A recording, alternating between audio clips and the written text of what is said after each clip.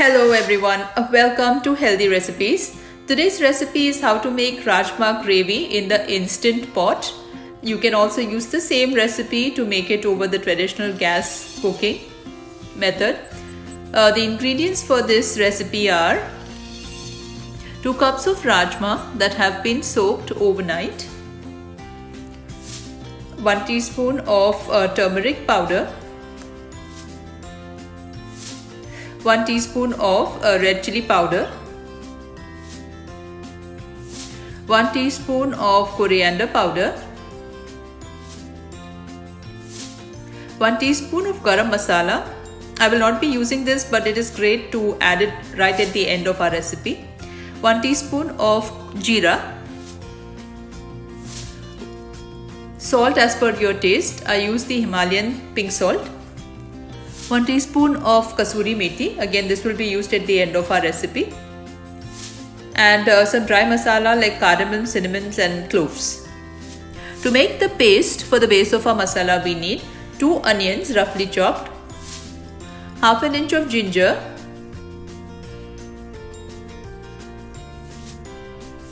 5 to 6 garlic cloves, about 3 or 4 green chilies. I'm adding curry leaves to this recipe. It's optional. It does add a very nice flavor to the gravy for rajma masala.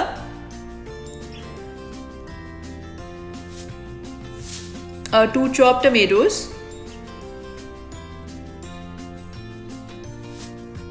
some roughly chopped coriander leaves.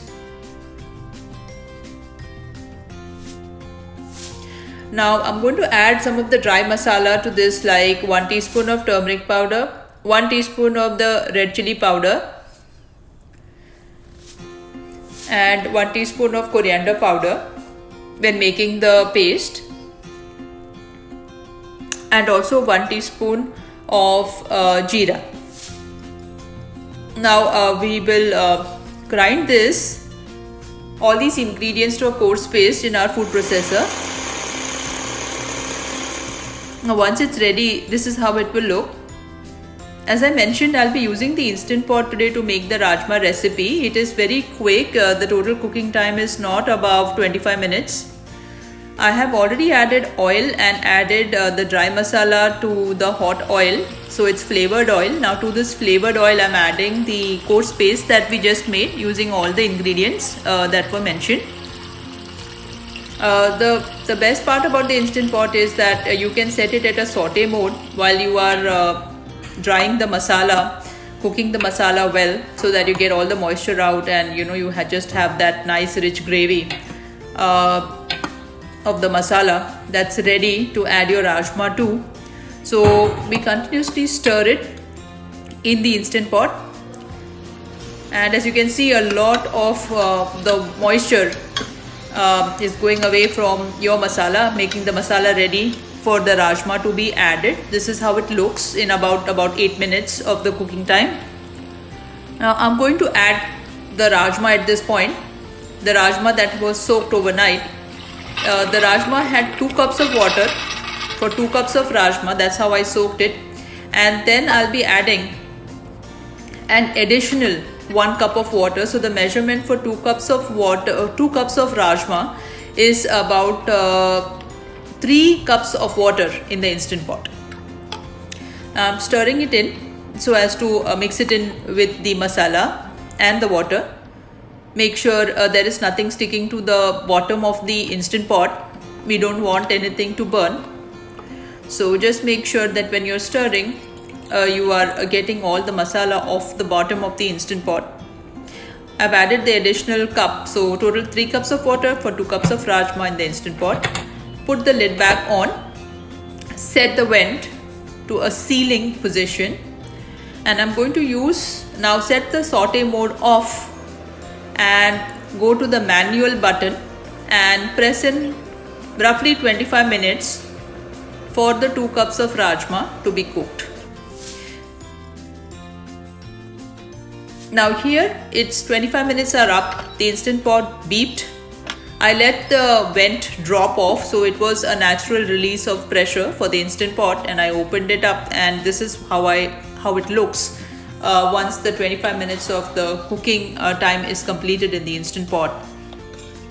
Now I like my gravy a little thick. Usually, as most people must know, rajma gravy would be a little thinner on the day it's prepared, but as time passes, it gets thicker. But there is a way to make it thicker instantly. So the trick is to take out some of the rajma beans, crush it like this using any kind of tool you have, which will make a nice paste. I used something that I have to make that paste. And then add these crushed beans to the rajma in batches and keep stirring it.